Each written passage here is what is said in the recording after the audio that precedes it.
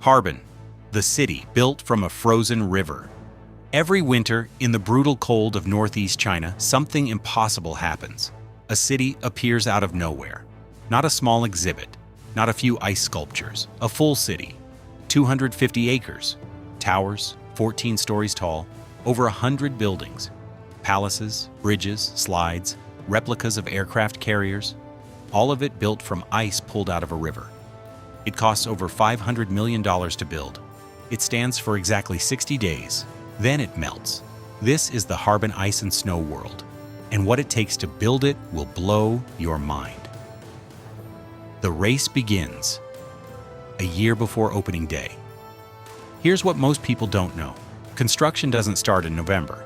It starts in January, a full year before the next city opens its gates, because by November, the river isn't frozen deep enough to harvest.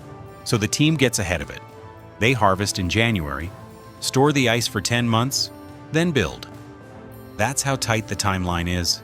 That's how little margin for error exists. The river they pull from is the Songhua River.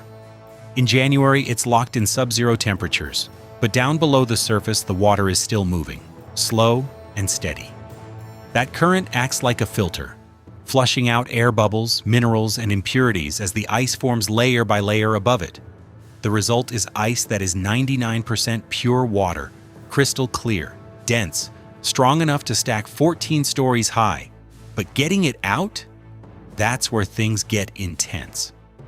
The Harvest motorized circular saws cut miles of parallel tracks across the frozen surface, deep, clean cuts, forming a massive grid. Once the grid is set, the machines step back and the people take over. Teams line up along the cuts, steel bars raised. They slam down in unison. One hit, one clean snap, done. Timing is everything. One mistimed strike and the block shatters. Useless. They need 7 million cubic feet of ice in 3 weeks. That's like filling 80 Olympic swimming pools with solid frozen bricks. Every hour counts. But here's the danger nobody talks about. In temperatures this extreme, the water is always trying to refreeze. If a block stops moving even for a few minutes, it freezes back into the river. The whole production line shuts down, so they move fast, always moving. To get the blocks to shore, they cut narrow channels into the river and let the water do the work. Ice is naturally buoyant. A worker can glide a 1,000-pound block across the channel with a single push. At the edge, mechanical ramps take over. Rotating chains with steel hooks catch the blocks from below and drag them onto solid ground. One crew brakes, one crew guides, non-stop. 15-day deadline, moving and storing the ice. Once the ice is on land, forklifts load it onto trucks, directly on the frozen river surface. Because it's the only space wide enough to run this kind of operation. Over 1,500 trips, more than 4,500 miles of total travel. That's New York to LA and back. The convoy heads to a storage yard just a few hundred yards from the bank. Excavators stack the blocks into mountains. One pile alone contains 20,000 blocks, over 9,000 tons of ice sitting in a field in China, waiting. They need these blocks to survive summer without melting away. And here's how they do it. It's called the cold sink effect. Cold air is heavier than warm air. It sinks to the bottom and gets trapped between the blocks. The center of the pile becomes its own refrigeration system. Even when summer hits, the core stays frozen. But cold alone isn't enough. The ground underneath the piles is layered with gravel. This drains any meltwater away. If water pooled at the base, it would trap heat and eat the foundation from below. Then they wrap the mountains. First, straw mats. Each strand is a tiny hollow tube. Millions of air pockets stacked together act like a wall between the ice and the heat. Same principle as a wool sweater in winter. On top of the straw, white foam panels. Then giant white tarps. White reflects sunlight back into the sky before it ever reaches the ice. The result? The ice loses less than 10% of its mass over the entire year. The mountains go to sleep. 10 months of hibernation. 30 days to build a city. November arrives. The ground is frozen solid again. And the clock starts. 30 days. 250 acres. Over 100 buildings. the largest ice festival in human history. And it must be finished in a month. 10,000 workers hit the ground. This isn't a construction site, it's a city building a city. The first major challenge isn't ice, it's steel. The central tower will rise to 108 feet. Ice alone can't hold that.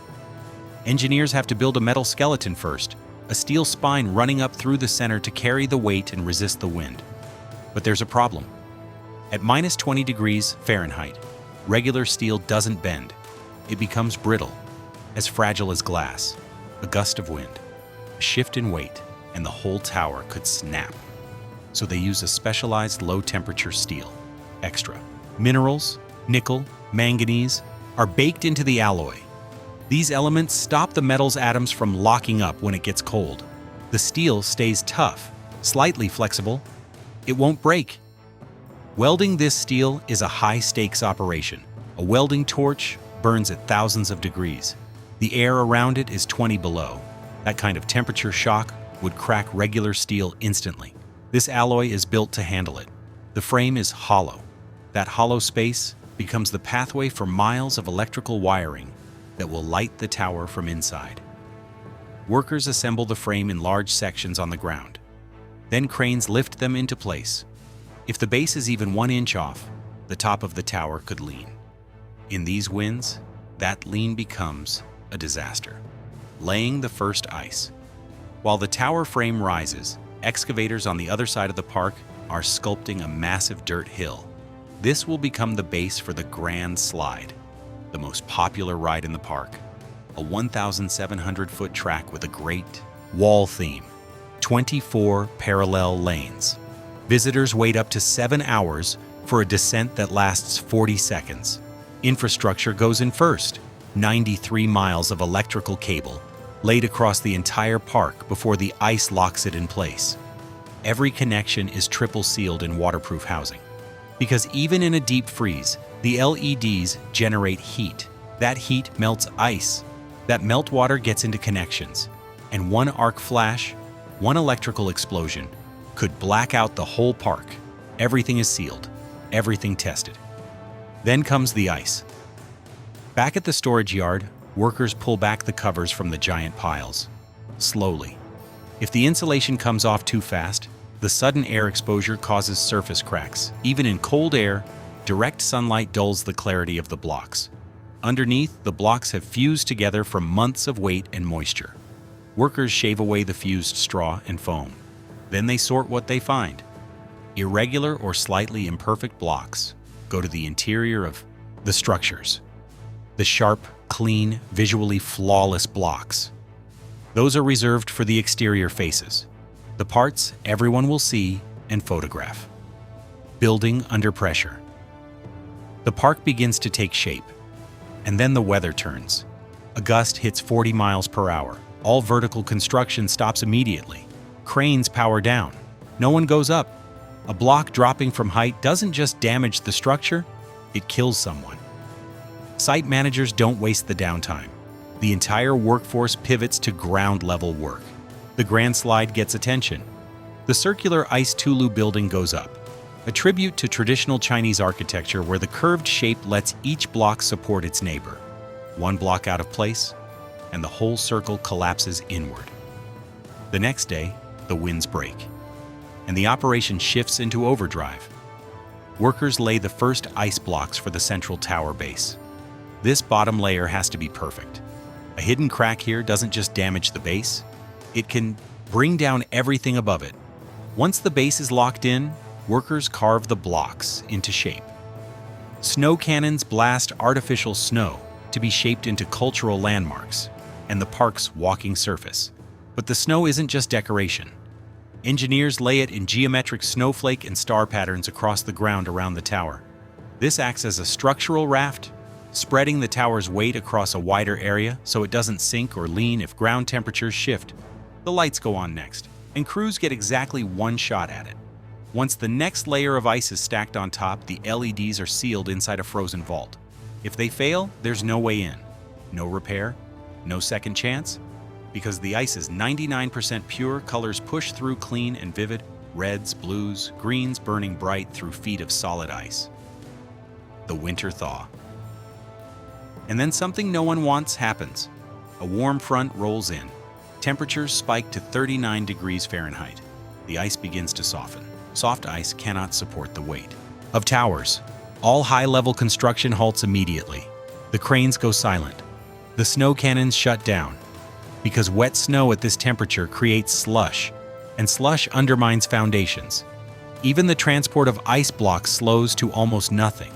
The workforce pivots again, this time to finish the warm pavilions. 54,000 square feet of heated indoor space for visitors to rest. Cultural landmarks get their finishing touches.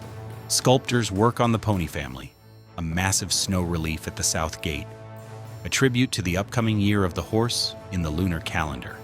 And then the cold returns, and the city comes back to life. Fresh ice from the river.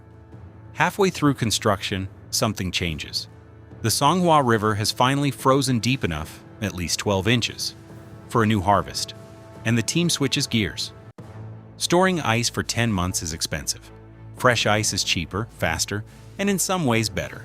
These new blocks have perfectly sharp edges. They haven't been touched by summer heat.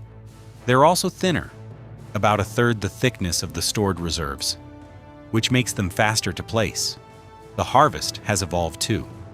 Where workers once pulled slabs with ropes and body weight, motorized saws and winches now do the heavy lifting. A block pulled from the river at noon is part of a wall by sunset.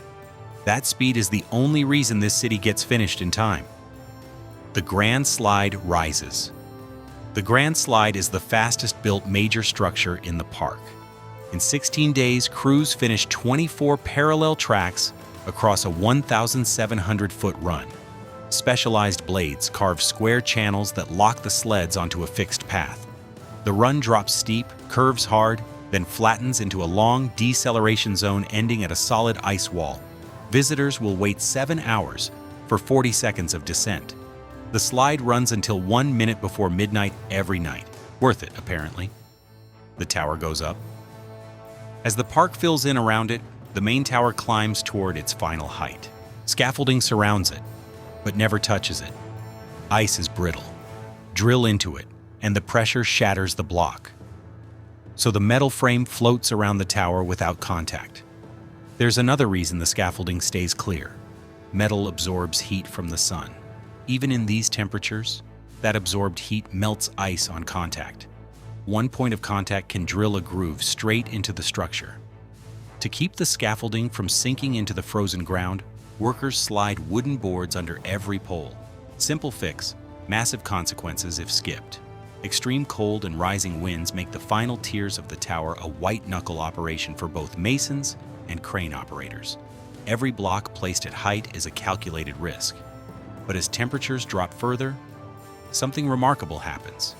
The ice contracts and grips the steel skeleton inside. It fuses to it. The two materials, metal and frozen water, lock together into a single rigid unit. That thermal bond is what allows a 141-foot spire to stand against 40-mile-per-hour winds. The last block goes in. The scaffolding comes down. The tower stands. The snow structures are built last because snow erodes faster than ice. Build them too early, and the details blur before opening day. The process starts with wooden frames.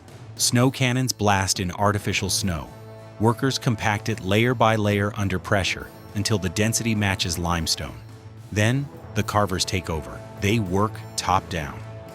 Chainsaws and shovels for the rough shape, smaller tools as the details emerge. Waste snow falls clear of the finished sections below. The centerpiece every year is the Great Snow Buddha, 98 feet tall, a team of 30 artists working in perfect coordination to keep the proportions right. Unlike ice, snow can't be welded back together once it's carved away. Every cut is final. At sunset, white floodlights hit the Buddha. The shadows deepen. The carving looks like polished marble. Keeping it alive even after the last block is placed, the work doesn't stop. Every morning before the gates open, snow groomers circle the entire park. Overnight, thousands of footprints compact the snow into a slick, dangerous crust. The groomers break it up, level it, make it safe. Workers carry slush, a paste of crushed ice and water, to patch any sun-damaged spots on the structures. The air is so cold that slush freezes almost instantly, cracks sealed, clarity restored. This happens every single day for 60 days.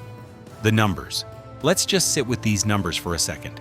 10,000 workers, 14 million cubic feet of ice and snow, 93 miles of electrical cable, over 100 buildings, a 141-foot main tower, a 98-foot snow Buddha, a 1,700-foot slide, an aircraft carrier replica floating on the river.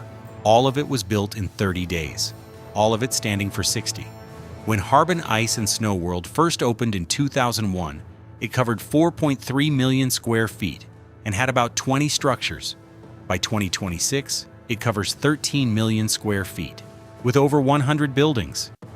It opened this year on December 18th, the earliest in its history, and 3.56 million people walked through those gates before spring arrived. This year's edition drew from Belgian design, from China's Shandong and Fujian provinces, palaces, bridges, cultural landmarks from across the world, all carved in ice. When spring comes, the lights go out. The structures are dismantled. 14 million cubic feet of water flows back into the Songhua River.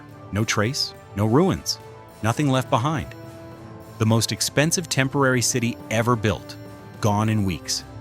But somewhere in a storage yard on the edge of the park, the first blocks of next year's city are already in hibernation, wrapped in straw and white foam, waiting for winter to return. This city doesn't just get built once, it gets built forever. Every single year, from the same river, by the same hands, it rises again.